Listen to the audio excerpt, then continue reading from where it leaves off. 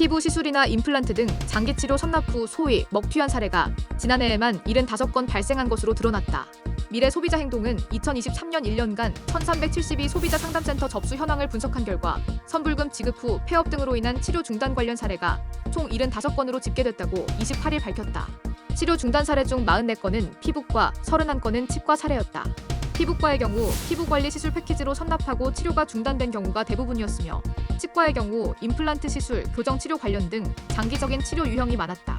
문제는 치료 비용을 선납한 후 폐업으로 치료가 중단되면 의사와 연락이 두절되어 소비자는 피해를 감수할 수밖에 없는 실정이라는 것. 실제로 지난해 3월 피부과에서 레이저 치료 10회를 받기로 하고 선납한 A씨는 2회 이용 후 예약일이 돼 의원을 방문했지만 닫혀있는 문과 함께 폐업 공고문을 확인하게 됐다. 특히 A씨는 하루 전날에도 예약 확인 문자를 받은 상태였기 때문에 폐업 사실을 전혀 모를 수밖에 없었고 자녀 회차에 대한 비용을 반환받고자 연락했으나 연락이 되지 않았다.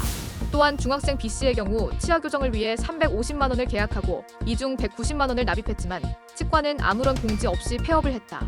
당시 B씨는 내부 공사로 인해 당분간 휴진한다는 문자를 받았지만 보건소 문의 결과 폐업했다는 사실을 확인할 수 있었다고 한다. 이후 해당 치과에 다니던 다른 피해 환자들로부터는 원장이 다른 곳에서 재개원했다는 소식을 들었다는 전언이다. 이처럼 현재 우리나라 의료기관 설립은 신고제로서 치료 중단을 하면서 의료기관을 폐업한 후에 다시 다른 의료기관을 자유롭게 개원할 수 있다는 게 미래 소비자 행동의 지적이다. 미래 소비자 행동은 의료법 시행규칙 제30조에는 휴 폐업 예정인 의료기관은 휴 폐업 신고 예정일 14일 전까지 휴 폐업 개시 예정 일자, 진료기록부 이관 보관 등에 대한 사항, 진료비 정산 및 반환 등에 관한 사항을 담은 안내문을 환자와 환자 보호자가 쉽게 볼 수 있는 장소나 인터넷 홈페이지 등에 게시해야 한다고 명시돼 있으나 정작 폐업 신고 시 이 같은 의무가 이행되었는지 확인하는 행정은 제대로 이뤄지지 않고 있다고 꼬집었다. 그러면서 이렇게 폐업 후 자유로운 개원이 가능하고 폐업 시 소비자 피해 대책을 제대로 관리하지 않기 때문에 치료 중단과 관련한 먹튀 피해는 계속되고 있는 것으로 보인다고 짚었다.